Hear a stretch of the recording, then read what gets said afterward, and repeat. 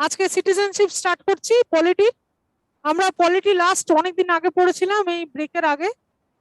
সেটা পড়েছিলাম union and স্টেটরি। যদি মনে থাকে তো ভালো, না হলে একটু ইউটিউবে প্লেলিস্টে চেক করে নেবেন।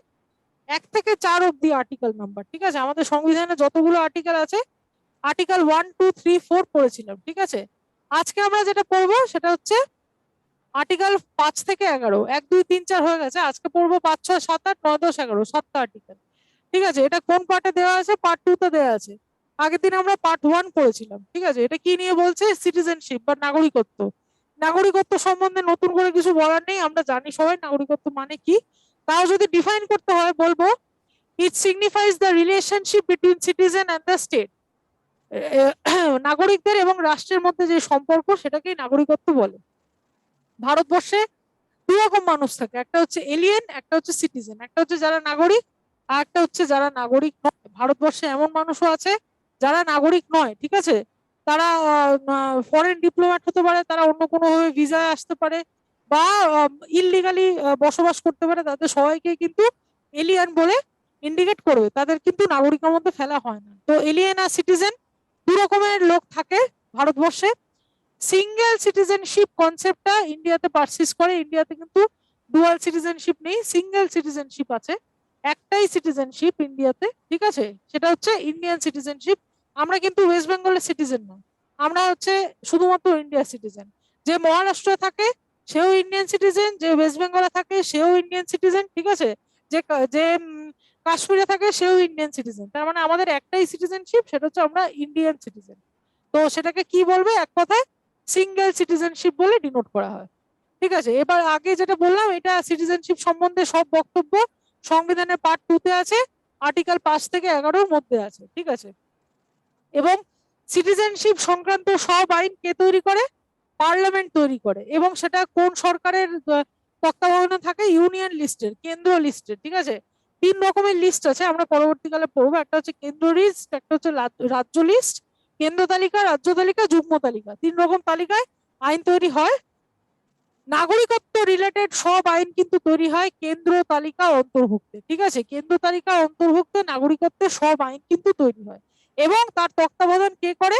শুধুমাত্র পার্লামেন্ট করে, অন্য কেউ নয়। নাগরিকত্ব নিয়ে এই যে আমাদের যে এত কন্ট্রোভার্সি হচ্ছে আজকাল, সিএ, কনস্টিটিউশনাল অ্যামেন্ডমেন্ট অ্যাক্ট নিয়ে, ঠিক আছে? এখানে বলছে ওয়েস্ট বেঙ্গল না চাইলে সিএ ওয়েস্ট বেঙ্গলে করা যাবে না, এটা কিন্তু সম্পূর্ণ ভুল তথ্য। পার্লামেন্ট যদি চায়, পার্লামেন্ট ছাড়া আমাদের সংবিধানে পরিষ্কার বলা হয়েছে যে নাগরিকত্ব আইন শুধুমাত্র কেন্দ্রীয় আইনের আওতায় পড়বে, এবং সেটা পার্লামেন্ট ছাড়া অন্য কেউ ঠিক করতে পারবে না যে ভারতের নাগরিক কে হবে, ঠিক আছে? এর জন্য ওয়েস্ট বেঙ্গল কি করতে পারে? আন্দোলন করতে পারে মাত্র, ঠিক আছে? আন্দোলন করতে পারে, কেন্দ্র সরকারকে বলতে পারে যে আপনারা আপনাদের নিজেদের ডিসিশন রিভিউ করুন, কিন্তু রাজ্যের কোনো এখতিয়ার নেই নাগরিকত্ব সংশোধন করার, ঠিক আছে? এটা হচ্ছে নেক্সট পয়েন্ট। তারপরে হচ্ছে the term citizens are not mentioned in the constitution. Citizen শব্দটা সংবিধানে কোথাও লেখা নেই, ঠিক আছে? সিটিজেন শব্দটা লেখা নেই, সিটিজেনশিপ লেখা, নাগরিকত্ব নিয়ে লেখা, কিন্তু কে নাগরিক হবে, কে নাগরিক হবে তাদের ডিটেল এরকম ভাবে দেয়া নেই, মানে ওইভাবে দেয়া নেই, আছে কিন্তু সিটিজেন ওয়ার্ডটা উচ্চারণ করেনি, সিটিজেন টার্মটা উচ্চারণ করেনি। পার্সন রিসাইডিং, অন্যান্য টার্মের মাধ্যমে আমরা এই যে 5 থেকে 11 যখন পড়বো আমরা দেখবো সিটিজেন টার্মটা কোথাও বলছে না, এখানে অন্য টার্ম ইউজ করা হয়েছে, পার্সন রিসাইডিং এই ধরনের অন্য টার্ম ইউজ করে কিন্তু এগুলো বলা হয়েছে। এবং আমাদের সংবিধান কবে চালু হয়েছে? 26শে জানুয়ারি 1950 সালে, যেদিন আমরা রিপাবলিক ডে সেলিব্রেট করি আমরা জানি। কিন্তু একটা জিনিস কিন্তু 26শে জানুয়ারি 1950-এর আগেই চালু হয়ে গেছিল, সেটা কি? নাগরিকত্ব। নাগরিকত্বটা কবে চালু হয়েছিল? 26শে নভেম্বর 1949-এ, যেদিনকে সংবিধান অ্যাডপ্ট করা হয়েছিল, ঠিক আছে? সংবিধান অ্যাডপ্ট করার সাথে সাথে, মানে সংবিধান লেখার সাথে সাথেই সিটিজেনশিপটা কিন্তু অ্যাডপ্ট করে নেওয়া হয়েছিল। রিপাবলিক ডে 2 মাস অব্দি ওয়েট করা হয়নি। 26শে নভেম্বর 1949 থেকেই সিটিজেনশিপ ওয়াজ এনফোর্সড, ঠিক আছে? এই পয়েন্টগুলো ইম্পর্টেন্ট পয়েন্ট, আরেকবার দেখে নিন। সিটিজেনশিপের ডেফিনেশন বলেছে এখানে, কারা কারা সিটিজেন্স এবং নন সিটিজেন্স, তারা বলেছে এলিয়েন এবং সিটিজেন। ইন্ডিয়াতে সিঙ্গেল সিটিজেনশিপ রয়েছে। কনস্টিটিউশনে পার্ট 2 এবং 11, 5 থেকে পার্ট 2 এবং আর্টিকেল 5 থেকে 11 এগুলো বলা। নাগরিকত্ব শুধুমাত্র কেন্দ্রীয় লিস্টে আছে এবং পার্লামেন্টই এখানে আইন তৈরি করতে পারে। সিটিজেন টার্মটা সংবিধানে কোথাও মেনশন করা নেই, ঠিক আছে। এবং এই সিটিজেনশিপটা 26শে নভেম্বর 1949-এই অ্যাডপ্ট করা মানে চালু করা হয়েছিল। 26শে জানুয়ারি অব্দি 1950 আর ওয়েট করা হয়নি, ঠিক আছে। এই স্লাইডে এগুলোই লেখা। এই স্লাইড নিয়ে কারো কোনো ডাউট থাকলে একটু বলুন। আসানসোল কোনো ডাউট আছে? কল্যাণী পূর্ত ভবন কোনো ডাউট আছে? মালদা বাঁকুড়া ডাউট থাকলে বলুন। বাঁকুড়া কোনো ডাউট থাকলে বলুন। ঠিক আছে, নেক্সট স্লাইডে যাচ্ছি।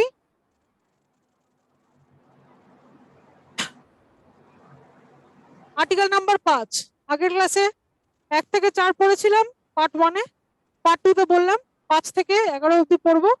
5 নম্বরটা আগে দেখি কি বলছে। Citizenship on the commencement of the constitution, সংবিধান শুরু হওয়ার সাথে সাথে সিটিজেনশিপ নাগরিকত্বের কি শর্ত দেওয়া হয়েছিল সেটা 5 নম্বরে আছে। কি বলছে? All those who domiciled and born to India were given citizenship, যারা ভারতবর্ষে জন্মাবে এবং যারা ভারতবর্ষে তাদের বাবা মারাও জন্মাবে তাদের সবাইকে অরিজিনালি ইন্ডিয়ান সিটিজেন বলে গণ্য করা হবে, ঠিক আছে। মানে এটা 1950-এ দাঁড়িয়ে হচ্ছে, ঠিক আছে কথাগুলো। 50 সালে যাদের বাবা মা ইন্ডিয়ান এবং যারা নিজেরা ইন্ডিয়া জন্মগ্রহণ করেছিল তাদের সবাইকে আর্টিকেল 5 নম্বর কিন্তু ভারতের নাগরিকত্ব দেবে, ঠিক আছে। মানে ব্রিটিশ শাসন থেকে তারা ছাড়া পাচ্ছে, নতুন নাগরিক কারা করা হবে সেই নাগরিক পঞ্জিতে আর্টিকেল 5-এই এটা বলা হয়েছে যে ভারতের নাগরিকত্ব যে কিনা অরিজিনাল রেসিডেন্ট যারা তারা ভারতের নাগরিকত্ব তো পাবেই, যারা অরিজিনালি এখানে জন্মাচ্ছে। সেটা আর্টিকেল 5-এ দেয়া। Citizenship on the commencement of the constitution শুরু হওয়ার সাথে সাথে যারা আছে ভারতে তারা সবাই ভারতীয় নাগরিক, ঠিক আছে। Either of whose parents were born to India, যেটা বললাম যে তাদের নিজেদের জন্মাতে হবে বা তাদের পেরেন্টসদেরও জন্মাতে হবে, তাহলে হবে, ঠিক আছে। অর্ডিনারি সিটিজেন্স ফর 5 ইয়ার্স, মানে কি তারা তাদের পেরেন্টসরাও জন্মায়নি, তারা নিজেরাও জন্মায়নি, কিন্তু 1945 সাল থেকে মানে 50 সালে দাঁড়িয়ে বলছে তো কথাগুলো, মানে অ্যাটলিস্ট 45 সাল থেকে যারা ভারতে রয়েছে তারাও কিন্তু ভারতের নাগরিক হিসেবে গণ্য হবে। এটা আর্টিকেল 5-এ লেখা রয়েছে। মানে অ্যাটলিস্ট 5 বছর তারা রয়েছে, তারা ভারতের নাগরিক অরিজিনালি। যারা নিজেরা জন্মেছে তারা তো বটেই, এবং যাদের বাবা মাও ভারতে জন্মেছে, বাবা বা মায়ের মধ্যে একজন, তাহলেও তারা ভারতীয় নাগরিক। এইগুলো সব কে বলছে? আর্টিকেল 5 নম্বর বলছে। আর্টিকেল 6 নম্বর কি বলছে? Migrated to India from Pakistan, ঠিক আছে। Migrated to India from Pakistan, যারা পাকিস্তান থেকে ইন্ডিয়াতে মাইগ্রেট করে এসছে ওই সময়, এটা আমি বারবার বলছি, আর্টিকেল গুলো কখন আলোচনা করা হচ্ছিল? 1950 সালে দাঁড়িয়ে, ঠিক আছে, বা ওই 47 থেকে 50 ওই সময়টায় দাঁড়িয়ে। তখন কি বলা হয়েছে আর্টিকেল 6-তে? যে যারা পাকিস্তান থেকে আসবে, আমরা জানি পার্টিশন হয়েছিল, দেশভাগ হয়েছিল, সেক্ষেত্রে ধর্মের ভিত্তিতে যাতায়াত হয়েছিল ইস্ট পাকিস্তান ওয়েস্ট পাকিস্তানের মধ্যে এবং ইন্ডিয়ার সাথে। তো পাকিস্তান থেকে যারা ভারতে মাইগ্রেট করবে তারাও কিন্তু ভারতীয় নাগরিক। কদম মানে ভেতরে কি লেখা? Migrated to India from 19 July 1949 onwards, মানে 19 জুলাই 1949 এর পর থেকে যারা ভারতবর্ষে মাইগ্রেট করবে, মানে সরি এটা অনওয়ার্ডস হবে না, এটা আপ টু হবে। হ্যাঁ, ওয়ার্ডটা একটু কেটে দিন। আপ টু 19 জুলাই 1945 অব্দি, 1949 অব্দি যারা পাকিস্তান থেকে ইন্ডিয়াতে আসবে তারা ইন্ডিয়ান নাগরিক বলা হবে। মানে আরেকবার বলছি, পাকিস্তান থেকে ইন্ডিয়াতে যারা আসবে আপ টু লাস্ট ডেটটা কত? লাস্ট ডেট হচ্ছে 19 জুলাই 1949। 19 জুলাই 1949 অব্দি, এই লাস্ট ডেট অব্দি পাকিস্তান থেকে যারা ভারতে আসবে তাদেরকে ভারতীয় নাগরিক বলা হবে। আর্টিকেল 6-এর এটা মেনশন করা। নেক্সট কি বলছে? After that others need to register separately, মানে 19 জুলাই 49 পর থেকে যারা আসবে তাদেরকে আলাদা করে রেজিস্ট্রেশন করতে হবে। রেজিস্ট্রেশন করার নিয়মটা পরে বলেছে, ওটা রেজিস্ট্রেশন করে আসতে হবে, মানে কাগজপত্র নথি টথি দেখিয়ে আসতে হবে। সমস্যা আছে, ন্যাচারাল সিটিজেন হিসেবে তাদেরকে গণ্য করা হবে না। ন্যাচারাল সিটিজেন হিসেবে তাদেরকেই গণ্য করা হবে যারা 19 জুলাই 1949, ডেটটা মনে রাখবে, ডেটটা ইম্পর্টেন্ট। 19 জুলাই 1949 এর আগে যারা এসছে, আর্টিকেল 6 বলছে তাদেরকে ন্যাচারালি তাদের কোনো কাগজপত্রের ঝামেলা থাকবে না, তাদের কোনো কাগজ দেখাতে হবে না, ঠিক আছে। এটা হচ্ছে আর্টিকেল 5 আর্টিকেল 6-এর কথা। আর্টিকেল 5 আর 6 নিয়ে কারো কোনো ডাউট আছে? 5 হচ্ছে অরিজিনাল সিটিজেন, যারা জন্মগতভাবে এখানে। 6 হচ্ছে যারা পাকিস্তান থেকে এসছে 19 জুলাই 1949 অব্দি। এই দুটো কথা, ঠিক আছে, আর বাইরে আর কিছু না। কারো কোনো ডাউট থাকলে একটু বলুন, নাহলে আমি নেক্সট স্লাইডে যাব। ঠিক আছে, তাহলে নেক্সট স্লাইডে যাই। 7 নাম্বার,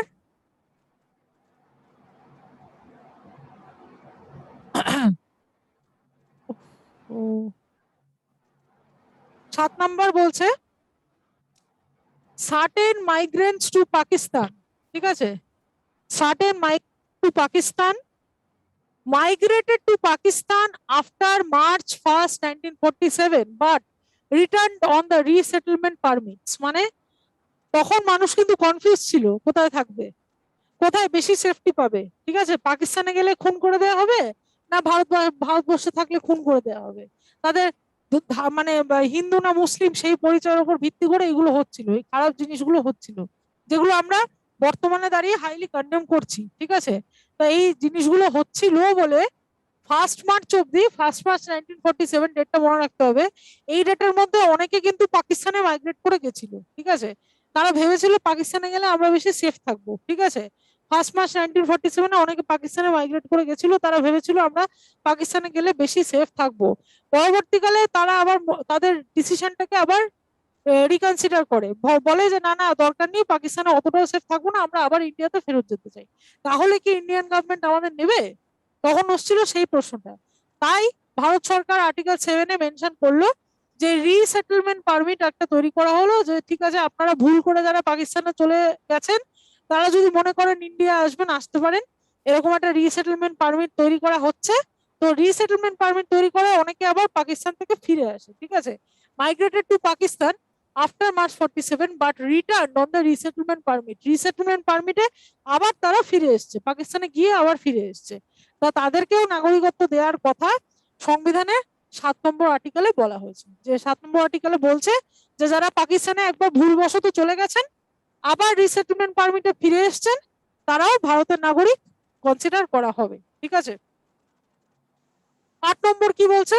8 নম্বর বলছে person of Indian origin residing outside India, মানে এক কথা বলতে গেলে এনআরআই। ঠিক আছে, এনআরআই কি আমরা সবাই জানি। এনআরআই দের রাইটস নিয়ে যে আর্টিকেল কথা বলা হয়, এনআরআই দের নাগরিকত্ব নিয়ে, মানে এনআরআই রা যেহেতু নন রেসিডেন্ট ইন্ডিয়ান বলা হয়, মানে কি যারা ইন্ডিয়াতে থাকছে না তবুও তারা কিন্তু মানে ইন্ডিয়ার একটা অবিচ্ছেদ্য অঙ্গ হিসেবে তাদেরকে ট্রিট করা হতে পারে। এই যে person of Indian origin, Indian অরিজিনটা তো তাদের থেকে কেউ কেড়ে নিতে পারবে না, তারা অন্য কোনো দেশের নাগরিক হয়ে গেলেও অরিজিনালি তারা তাই তো। তা ইন্ডিয়ান অরিজিন সারা পৃথিবীর প্রত্যেকটা ইন্ডিয়ানের জন্য কিছু রাইটস ভারতীয় সংবিধান রেখেছে। সেটা কততম আর্টিকেলে? 8 নম্বর আর্টিকেলে। ঠিক আছে, এখানে কি বলছে? Person of Indian origin residing outside India. হ্যাঁ, এই এনআরআই দের রাইটস এন্ড ডিউটিস সম্বন্ধে কিন্তু মানে রাইটস এন্ড ডিউটিস হয় এনআরআই দের নাগরিকত্ব সম্বন্ধে সব কথাবার্তা আর্টিকেল 8-এ দেওয়া আছে। তাহলে আমি আগে 5টা আর্টিকেল আগে একটু রিভাইজ করে নিই। ঠিক আছে, 5টা আর্টিকেল একটু রিভাইজ করে নিই। আর্টিকেল 5 কি বলছে? অরিজিনালি যারা সিটিজেন তাদের কথা। আর্টিকেল 6 কি বলছে? পাকিস্তান থেকে ইন্ডিয়াতে যারা এসছে, এই এদিকে পি লিখলাম, পাকিস্তান থেকে ইন্ডিয়ার দিকে একটা অ্যারো দিলাম, পাকিস্তান থেকে ইন্ডিয়াতে যারা এসছে তাদের কথা 6 নম্বরে লেখা। ঠিক আছে, 7 নম্বরে কি লেখা? 7 নম্বরে পাকিস্তানে অলরেডি একবার চলে গেছিল। ঠিক আছে, পাকিস্তানে একবার ইন্ডিয়া থেকে চলে গেছিল, আবার ইন্ডিয়াতে ফিরে এসছে যারা, এই অ্যারোগুলো দিয়ে মনে রাখবেন। পি বলে খাতায় লিখুন একবার, আই বলে একবার লিখুন। দিয়ে ইন্ডিয়া থেকে একবার পাকিস্তানে তারা গেছে, গিয়ে আবার ফিরে এসছে ইন্ডিয়াতে, তাদের কথা লেখা 7 নম্বর আর্টিকেলে। ঠিক আছে, এবং 8 নম্বরে কি লেখা? 8 নম্বরে এনআরআই দের নিয়ে লেখা, এক লাইন এনআরআই দের নিয়ে। এইটুকু মনে রাখতে পারলে এখান থেকে কোয়েশ্চেন আসে যে পার্সন অফ ইন্ডিয়ান অরিজিন কোন আর্টিকেলে মেনশন করা। এটা ডাব্লিউবিসিএস ফিল্মস এসছে, মেন্স এসছে, সব জায়গায় এসছে। আমাদের জাস্ট এই হেডলাইন গুলো মনে রাখলেই হবে, ভেতরে পড়ার দরকার নেই, কারণ আমরা এলএলবি পড়ছি না। এলএলবি বা ল স্টুডেন্টরা তাদের এইগুলো অ্যানালাইসিস করার দরকার হয়, আমাদের এইটুকু জানলেই হয়। আমরা খালি এটুকু মনে রাখবো 5 নম্বরে কি বলছে? অরিজিনাল নাগরিকত্বের কথা বলছে। 6 নম্বরে কি বলছে? পাকিস্তান থেকে যারা ইন্ডিয়াতে এসছে তাদের কথা বলছে। ডেটটা মনে রাখবো 19 জুলাই 1949। ঠিক আছে 6 নম্বর। 7 নম্বর কি বলছে, পাকিস্তানে একবার চলে গেছিল গিয়ে আবার ফিরে এলো যারা, তাদের কথা 7 নম্বরে বলছে। এবং 8 নম্বরে এনআরআই দের কথা বলছে। ঠিক আছে, এই হচ্ছে 4টে রিভিশন। এই 5, 6, 7, 8 একরকম। ঠিক আছে, তারপরে 9 থেকে দেখছি আবার কি বলছে। 9 বলছে voluntary acquiring citizenship of other country will not be Indian citizen anymore। মানে নিজের ইচ্ছায়, নিজের স্বইচ্ছায় কেউ যদি অন্য রাষ্ট্রের সিটিজেনশিপ অ্যাকোয়ার করে, আমি যদি মনে করি যে আমি কালকে আমেরিকান সিটিজেন হতে চাই, ঠিক আছে, ওখানে আমি 5 বছর থাকতে আরম্ভ করেছি, ঠিক আছে, দিয়ে ওখানে আমাকে গ্রিন কার্ড দিয়ে দেওয়া হলো, দিয়ে আমি আমেরিকান সিটিজেন হয়ে গেলাম, তারপরে কিন্তু আমার ইন্ডিয়ান সিটিজেনশিপ চলে যাবে অ্যাকর্ডিং টু আর্টিকেল 9। আমি যদি মনে করি একাধারে আমার আমেরিকান সিটিজেন হয়ে যাওয়ার পর আমার ইন্ডিয়ান সিটিজেনশিপও থাকবে, সেখানকার সব সুবিধা আমি পাবো, তাহলে হবে না। ঠিক আছে, আর্টিকেল 9-এর ধরুন যেই মাত্র কেউ নিজের ইচ্ছায় মাইন্ডেড ভলেন্টারিলি কেউ অন্য সিটিজেনশিপ অ্যাকোয়ার করে নিচ্ছে, সেই মুহূর্তে সে আর ইন্ডিয়ান সিটিজেন থাকবে না। সেই মুহূর্ত থেকে সে আর ইন্ডিয়ান সিটিজেন থাকবে না, যেই মুহূর্ত থেকে সে স্বইচ্ছায় যদি অন্য কাউকে আপন করে নেয়, অন্য কোনো কান্ট্রির সিটিজেনকে যখন অন্য কান্ট্রির সিটিজেনশিপ যখন সে নিয়ে নিচ্ছে তখন। ঠিক আছে, এটা হচ্ছে আর্টিকেল 9। আর্টিকেল 10 কি, citizenship law to be made by parliament. একদম বাংলা কথা, যেটা নিয়ে এত কন্ট্রোভার্সি। ঠিক আছে, যে সিএ, এনআরসি, এগুলোতে কি ওয়েস্ট বেঙ্গলের অগ্রাধিকার থাকবে? না, থাকবে না। কারণ আর্টিকেল 10টা পড়ে নিন। কেউ যদি তর্ক করে তখন বলতে হবে যে আর্টিকেল 10টা গিয়ে একবার পড়ে নিন, সংবিধানে কি লেখা আছে গুগল করুন, আর্টিকেল 10 এর ডিটেলসটা দেখতে পেয়ে যাবেন। সেখানে পরিষ্কার লেখা citizenship loss to be made by parliament, আর কেউ নয়। হ্যাঁ, আর্টিকেল 11 কি বলছে, parliament to make any provisions with respect to acquisition and termination of citizenship. মানে কি, আরো পার্লামেন্টের অধিকারটাকে, পাওয়ারটাকে আরো বাড়িয়ে দিল। আর্টিকেল 11 কি বলছে, পার্লামেন্ট যে কোনো ল তৈরি করতে পারে, যে কোনো প্রভিশন তৈরি করতে পারে সিটিজেনশিপ সংক্রান্ত, যার মাধ্যমে নতুন সিটিজেনদেরকে তারা ঢোকাতে পারে ভেতরে, বা এক্সিস্টিং যারা আছে তাদেরকে বার করতে পারে। ঠিক আছে, এই টার্ম দুটো ইম্পর্টেন্ট। অ্যাকুইজিশন, এই যে অন্য কালি দিয়ে দেখাই, এই টার্ম দুটো ইম্পর্টেন্ট, অ্যাকুইজিশন আর টার্মিনেশন। টার্মিনেশন মানে এক্সিস্টিং যারা, তাদেরকে টার্মিনেট করার অধিকার পার্লামেন্টের রয়েছে, আর যারা ইন্ডিয়ান সিটিজেন নয় তাদেরকে ইনক্লুড করার অধিকারও পার্লামেন্টের রয়েছে। ঠিক আছে, acquisition and termination of citizenship, এই অধিকারটা পার্লামেন্টকে দেওয়া হয়েছে আর্টিকেল 11-র মাধ্যমে। আর্টিকেল 11 পরিষ্কার বলে দিচ্ছে পার্লামেন্টের অধিকার আছে অ্যাকুইজিশন বা টার্মিনেশন করার সিটিজেনশিপ সংক্রান্ত। ঠিক আছে, অ্যাকুইজিশন মানে নতুন সিটিজেনশিপ দেওয়া, টার্মিনেশন মানে এক্সিস্টিং যারা আছে তাদেরকে তাড়িয়ে দেওয়া। ঠিক আছে, আর আর্টিকেল 10-এ লেখা আছে যে সিটিজেনশিপ সংক্রান্ত সবকিছু পার্লামেন্ট তৈরি করবে। আরেকবার আমি বোর্ডটাকে ক্লিয়ার করছি, দিয়ে আরেকবার বলছি। 9 নম্বর কি বলছে, 9 নম্বর থেকে বলছি। ঠিক আছে, 9 নম্বর কি বলছে, যারা স্বইচ্ছায় অন্য সিটিজেনশিপ নেবে তারা ভারতের সিটিজেন থাকবে না। 10 নম্বর কি বলছে, সব ল সিটিজেনশিপ সংক্রান্ত পার্লামেন্ট তৈরি করবে। 11 নম্বর কি বলছে, অ্যাকুইজিশন এবং টার্মিনেশন সংক্রান্ত সব ল পার্লামেন্টই আবার তৈরি করবে। মানে শুধুমাত্র এখানে এক লাইন বলছে, জাস্ট হেডলাইন বলছে যে পার্লামেন্ট তৈরি করবে, আর 11তে পাওয়ারটাকে আরো বেশি ব্যাখ্যা করছে। অ্যাকুইজিশন এবং টার্মিনেশন এই শব্দ দুটো দিয়ে 10 নম্বরের যে বক্তব্যটা সেটাকে আরো ব্যাখ্যা করছে। ঠিক আছে, তাহলে এই গেল আমার 9, 10, 11। তাহলে আমরা টোটাল কটা আর্টিকেল পড়লাম, 5 থেকে 11। কি কি একবার রিভাইজ করি। একটা ব্ল্যাঙ্ক পেজ কি পাবো, ব্ল্যাঙ্ক পেজ না, ব্ল্যাঙ্ক পেজ এখানেই লিখছি। হ্যাঁ, এখানে অনেকটা খালি জায়গা আছে, এখানে লিখছি। আর্টিকেল 5 কি বলছে একবার রিভাইজ করছি, অরিজিনাল সিটিজেনদের কথা বলছে, অরিজিনাল সিটিজেনদের কথা। 6 কি বলছে, পাকিস্তান থেকে যারা ইন্ডিয়াতে এসছে। 7 কি বলছে, পাকিস্তান ইন্ডিয়া থেকে যারা পাকিস্তানে একবার গেছে তবুও আরেকবার ফিরে এসছে, ঠিক আছে, তাদের কথা 7-এ বলা হচ্ছে। 8-এ বলা হচ্ছে এনআরআই দের কথা। 9-এ বলা হচ্ছে অন্য কান্ট্রির সিটিজেন, এই যে ধরো ইউএস সিটিজেনশিপ নিয়ে নিল, তাহলে ইন্ডিয়ান সিটিজেনশিপ থাকবে না। ঠিক আছে, এইটা দিয়ে ইন্ডিকেট করলাম। ইউএস এর সিটিজেনশিপ নিয়ে নিল তাহলে ইন্ডিয়ান সিটিজেন থাকবে না। 9 নম্বরে এটা বলছে। এবার ইউএস এর জায়গায় অন্য কোনো কান্ট্রি বসিয়ে নিতে পারো। 10 নাম্বার কি বলছে, পার্লামেন্টের ক্ষমতাকে বলছে যে পার্লামেন্টই তৈরি করবে সবকিছু সিটিজেনশিপ সংক্রান্ত। এবার 11 নম্বরে সেটাকে ব্যাখ্যা করছে যে কি কি করতে পারে। অ্যাকুইজিশন করতে পারে, মানে এন্ট্রি, মানে নতুন লোকজনদের আনতে পারে এবং পুরনো লোকজনদের তাড়িয়ে দিতে পারে। ঠিক আছে, অ্যাকুইজিশন করতে পারে, টার্মিনেশন করতে পারে। 11 নম্বরে এটা বলছে। 11 নম্বরে বলছে অ্যাকুইজিশন করতে পারে, অ্যাকুইজিশন এবং টার্মিনেশন করতে পারে। এবং 10 নম্বরে বলছে পার্লামেন্টের সব অধিকার আছে। ঠিক আছে, 5 থেকে 11 এই কটা আর্টিকেল এরকম হেডলাইন অনুযায়ী মনে রাখলেই হবে, এর মধ্যে থেকে কিন্তু সব কোশ্চেন এসছে। এবং তারপরে আমরা যেটা পড়বো সেটা হচ্ছে ইম্পর্টেন্ট কোয়েশ্চেন্স। না সরি, এই যে এই সরি সরি সরি এই যে অ্যাকুইজিশন অফ সিটিজেনশিপ, কিভাবে সিটিজেনশিপ পাওয়া যেতে পারে। এক তো পার্লামেন্ট চাইলে হতে পারে, যেটা কিনা 11 নম্বরে বলা। এছাড়া অরিজিনালি কি কি ক্ষেত্রে অ্যাকুইজিশন হতে পারে, একটা হচ্ছে জন্মালে, যদি ভারতবর্ষে কেউ জন্মায় তাহলে সে ভারতীয় নাগরিক। একটা হচ্ছে ডিসেন্ট, ডিসেন্ট মানে হচ্ছে নিজের ফ্যামিলি অরিজিনে কাউকে ইন্ডিয়ান হতে হবে, তাহলে সে, মানে নয় বাবা নয় মা নয় দাদু নয় ঠাকুমা, কেউ একজন ইন্ডিয়ান হতে হবে, তাহলে সে ইন্ডিয়ান সিটিজেন। আর রেজিস্ট্রেশন মানে কেউ এরকম নেই, সে জন্মায়ও নি, তার কোনো অরিজিনও নেই, তাও সে ইন্ডিয়ান সিটিজেন হতে হয়, তখন তাকে রেজিস্ট্রেশন করতে হবে। রেজিস্ট্রেশনের নিয়ম আছে, আলাদা আলাদা নিয়ম আছে, সেসব ডিটেলস আপাতত দরকার নেই, কোনো পরীক্ষায় আসেনি। আর ন্যাচারালাইজেশন, ন্যাচারালাইজেশন মানে আলাদা করে রেজিস্ট্রেশন করা সত্ত্বেও, মানে এক হচ্ছে রেজিস্ট্রেশন রয়েছে, এছাড়া যার কোনো একটা ডিসেন্টও রয়েছে, ঠিক আছে, মানে তার কোনো পূর্বপুরুষও রয়েছে কিন্তু সেটার এক্সিস্টেন্স নিয়ে তার একটু সন্দেহ আছে, বা এবং তাকে রেজিস্ট্রেশন করতে হচ্ছে, সেক্ষেত্রে একটা 50-50 থিওরি চলে আসছে।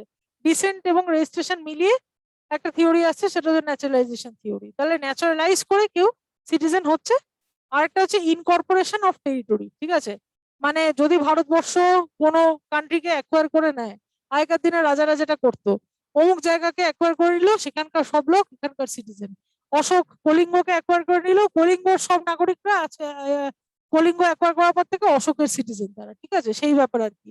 ভারতবর্ষ যদি কোনো নতুন টেরিটরি ইনকর্পোরেট করে, তাহলে সেই টেরিটরি মানুষরা ভারতবর্ষের সিটিজেন। Incorporation of territory. ঠিক আছে, তাহলে কি কি পয়েন্ট, একটা বার্থ, জন্মাতে হবে, একটা ডিসেন্ট, পূর্বপুরুষ সূত্র থাকতে হবে, একটা রেজিস্ট্রেশন, কোনো সূত্র না থাকলেও রেজিস্ট্রেশন এবং কিছু নিয়মাবলী আছে সেগুলো মানলে হবে। ন্যাচারালাইজেশন মানে পূর্বপুরুষ সূত্র নিয়ে একটা কনফিউশন আছে, অথচ সে রেজিস্ট্রেশনের মাধ্যমে সব নিয়মাবলী পালন করেই হতে যায়, তাহলে সে ন্যাচারালাইজেশন সিটিজেন বলা হবে তাকে। এবং ইনকর্পোরেশন অফ টেরিটরি মানে নতুন কোনো এরিয়া যদি ভারত অ্যাকোয়ার করে, সেখানকার মানুষরা ভারতীয় নাগরিক হয়ে যাবে। ঠিক আছে, 5টা শর্ত যেটা দিয়ে ভারতীয় নাগরিক হওয়া যায়। ভারতীয় নাগরিক চলে যায় কিসে, লস অফ সিটিজেনশিপ কখন ঘটে, রিনাউন্সিয়েশন, কে যদি ছেড়ে দেয়, কেউ ইউএস এর সিটিজেন হয়ে গেল, দিয়ে ভারতের সিটিজেনশিপ ছেড়ে দিল, ইন্ডিয়ান সিটিজেনশিপ সে রিনাউন্স করলো, তখন সে আর থাকবে না। একটা হচ্ছে টার্মিনেশন, তাকে তাড়িয়ে দেওয়া হলো, টার্মিনেট করে দেওয়া হলো, আর রাখা গেল না। ঠিক আছে, আর একটা হচ্ছে ডিপ্রাইভেশন। ডিপ্রাইভেশন মানে কোন শত্রু রাষ্ট্রে, ঠিক আছে, মানে ভারতের অনেক, আমি নাম বলছি না এখানে, ভারতের অনেক শত্রু রাষ্ট্র আছে, তো সেই শত্রু রাষ্ট্রের লোকজনরা যদি, মানে তাদেরকে, তারা যদি ভারতের নাগরিক হিসেবে বা এজেন্ট হিসেবে কাজ করে, বা নিজেদের দাবি করে আমি ভারতীয় নাগরিক বলে, বা কোনো সমস্যা হয় এই জাতীয়, ঠিক আছে, শত্রু রাষ্ট্র ওরিয়েন্টেড কোনো মানুষের সিটিজেনশিপ নিয়ে যদি কোনো কন্ট্রোভার্সি হয়, তাহলে তাকে ডিপ্রাইভেশনের মাধ্যমে সিটিজেনশিপ থেকে তাড়িয়ে দেওয়া হবে, মানে তাকে আর সিটিজেন হিসেবে গণ্য করা হবে না। সেই থিওরিটাকে বলছে ডিপ্রাইভেশন থিওরি। টার্মিনেশন মানে তাড়িয়ে দেয় বাংলা কথায়, এবং রিনাউন্সিয়েশন মানে সে স্বইচ্ছায় ছেড়ে দেয়, অন্য কোনো রাষ্ট্রের সিটিজেন হয়ে সে স্বইচ্ছায় ইন্ডিয়ান সিটিজেনশিপ ছেড়ে দেয়। তো এই 3টে মাধ্যমে ইন্ডিয়ান সিটিজেনশিপ ছেড়ে দেওয়া যায়। আর তার মানে বোর্ডটা ক্লিয়ার করি একবার, 5টা অ্যাকুইজিশন থিওরি কি কি, একটা জন্মে, একটা একটা হচ্ছে জন্মের মাধ্যমে, একটা হচ্ছে পূর্বপুরুষ সূত্রের মাধ্যমে, একটা হচ্ছে নিয়মাবলী কাগজপত্রের মাধ্যমে, একটা হচ্ছে পূর্বপুরুষ সূত্র থাকা সত্ত্বেও নিয়মাবলী মানতে হচ্ছে যাদের ন্যাচারালাইজড, এবং একটা হচ্ছে নতুন কোনো টেরিটরি ইন্ডিয়াতে চলে এলে সেখানকার নাগরিকরা ভারতীয় নাগরিক। লস হতে পারে কিসে, স্বইচ্ছায় কেউ ছেড়ে দিলে, কাউকে তাড়িয়ে দেওয়া হলে, এবং কেউ যদি শত্রু রাষ্ট্র ওরিয়েন্টেড যদি সিটিজেনশিপ কোনো রকম সমস্যা দেখা দেয়, লিগালি জটিলতা দেখা দেয়, সেটা হচ্ছে ডিপ্রাইভেশন। হুম, তা এই 5টা, মানে টোটাল কটা আছে, এখানে 5টা আছে, এখানে 3টে আছে, 8টা। এই 8টা নিয়মাবলী এক লাইন করে এরকম মনে রাখতে হবে মানেগুলো কি সেটা।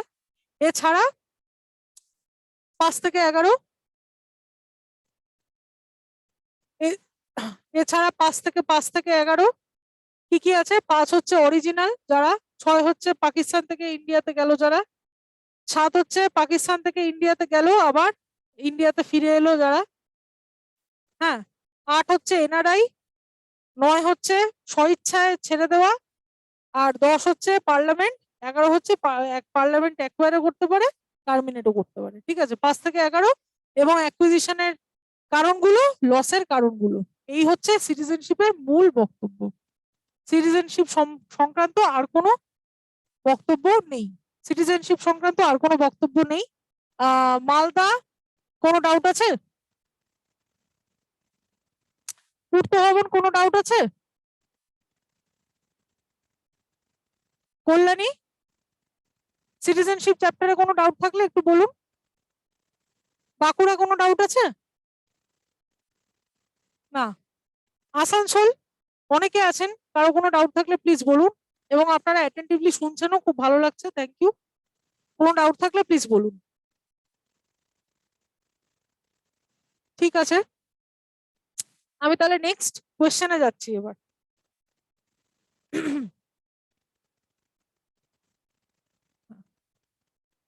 আন্ডার দ্য সিটিজেনশিপ অ্যাক্ট 1955 সালে সিটিজেনশিপ অ্যাক্ট তৈরি হয়েছিল। ঠিক আছে, ও আরেকটা ডেটা বলা হয়নি, সিটিজেনশিপ অ্যাক্ট কত সালে তৈরি হয়েছিল? 1955 সালে। এই কোশ্চেনটাও আসে অনেক জায়গায়, কত সালে সিটিজেনশিপ অ্যাক্ট তৈরি হয়েছিল? 1955। ঠিক আছে, by which of the following ways can person became the citizen of India?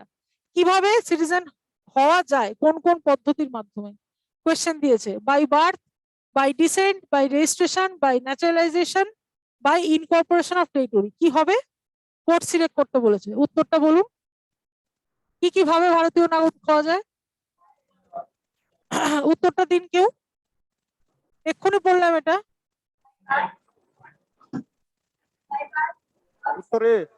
আনসারে correct, 5টাই যাবে, 5টা কোডই যাবে। ঠিক আছে, এটা হচ্ছে ইউপিএসসি প্রিলিমস এর কোশ্চেন, প্রিভিয়াস ইয়ার, কত সাল মনে নেই। ঠিক আছে, নেক্সট প্রশ্নে যাচ্ছি। অ্যাকর্ডিং টু সিটিজেনশিপ, আচ্ছা বললাম, হ্যাঁ কি হলো? আচ্ছা না, এটা পড়িনি। According to citizenship act 1955, by which of the following base can a person lose citizenship of India? হারাতে পারে কি কিভাবে? সিটিজেনশিপ হারাতে পারে কোন কোন মাধ্যমে? রিনাউন্সিয়েশন দেয়া, টার্মিনেশন দেয়া, ডিপ্রাইভেশন দেয়া। Option C. হ্যাঁ, option C, thank you for the answer, option C. এটা হচ্ছে এসএসসি সিজিএল এ দিয়েছিল একবার। তারপরে কোশ্চেন,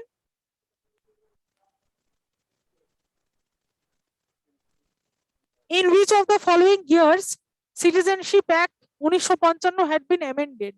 আচ্ছা, এই কোশ্চেনটা আমি চ্যাপ্টার পড়ানোর সময় বলিনি, এটা কোশ্চেনেই আলোচনা করবো বলে রেখে দিয়েছিলাম। 55 সালের সিটিজেনশিপ অ্যাক্ট প্রথমে, 1955 সালে সিটিজেনশিপ অ্যাক্ট তৈরি করা হলো, তারপর ওটা পরবর্তীকালে অনেকবার অ্যামেন্ডমেন্ট করা হয়েছে। ঠিক আছে, কোন কোন সালে? একটা হচ্ছে 86 সালে, এটা উত্তরটা আমি বলে দিচ্ছি যেহেতু এটা পড়ানোর সময় আমি আলোচনা। একটা 86 সালে, একটা 92 সালে, একটা 2003 সালে, একটা 2005 সালে, 4বারই কিন্তু অ্যামেন্ডমেন্ট করা হয়েছে। আনসার সি হবে, কিন্তু এই 4টে সাল মনে রাখতে হবে। 1986-তে ফার্স্ট অ্যামেন্ডমেন্ট, 92-তে সেকেন্ড অ্যামেন্ডমেন্ট, 2003-এ থার্ড অ্যামেন্ডমেন্ট, 2005-এ ফোর্থ অ্যামেন্ডমেন্ট এবং 2019-এ ফিফথ অ্যামেন্ডমেন্ট। 19টা এখানে বলা নেই এখনো অব্দি। 19-এর পর পরীক্ষা অ্যাসাচ হয়নি, সেজন্য 19 সংক্রান্ত, 19-এ কি অ্যামেন্ডমেন্ট হয়েছে আমরা সবাই জানি, কনস্টিটিউশনাল অ্যামেন্ডমেন্ট বিল, সিএএ আইনটা 2019-এ অ্যামেন্ডেড হয়। ওই জন্য টোটাল যদি কোয়েশ্চেন করা হয় যে সিটিজেনশিপ অ্যামেন্ডমেন্ট কতবার অ্যামেন্ড করা হয়, একটা তো 55 সালটা ধরতে হবে, ধরে 6বার অ্যামেন্ড করা হয়। ঠিক আছে, এটা একটা গুরুত্বপূর্ণ প্রশ্ন যে সিটিজেনশিপ আইন কতবার অ্যামেন্ড করা হয়, আনসার হবে 6। ঠিক আছে, কেন না, এখানে 4টে সাল তো রয়েছে, এই 4টে, আরেকটা হচ্ছে 2019 যখন সিএ অ্যামেন্ডেড হলো, আর 1955টা শুরুতে ধরতে হবে, ঠিক আছে? তাহলে কবার হলো? 6বার, ঠিক আছে? এটা হচ্ছে গুরুত্বপূর্ণ প্রশ্ন, আসতে পারে আগামী দিনের পরীক্ষাগুলোতে, ঠিক আছে? এটা আমার মনে হয়েছে আসতে পারে। এই এই কয়েকটা প্রশ্নই সিটিজেনশিপ থেকে ইম্পর্টেন্ট, মানে 5 থেকে 11তে কি আছে হেডলাইন ওয়াইজ আমাদের মনে রাখতে হবে, এবং সিটিজেনশিপ পাওয়ার কারণগুলো কি কি, সিটিজেনশিপ হারানোর কারণগুলো কি কি, এবং কোন কোন সালে সিটিজেনশিপ অ্যাক্ট অ্যামেন্ড করা হয়। এই হচ্ছে সিটিজেনশিপ সংক্রান্ত যাবতীয় গুরুত্বপূর্ণ কথা, ঠিক আছে? এরপরে কারো কোনো ডাউট থাকলে বলুন, সিটিজেনশিপ নিয়ে, মডার্ন এম্পায়ার নিয়ে কারো কোনো ডাউট থাকলে প্লিজ একবার বলুন। বাঁকুড়া কোনো ডাউট আছে? আচ্ছা, বাঁকুড়া যেহেতু কোয়েশ্চেন করেন ওই জন্য আপনাকে বারবার জিজ্ঞেস করছি আমি, ঠিক আছে? কিছু মনে করবেন না। হ্যাঁ, আর অন্য কারো কোনো ডাউট আছে? নেই তো? ঠিক আছে, তাহলে আজকে আমাদের ক্লাসটা মোটামুটি এখানেই এন্ড করছি।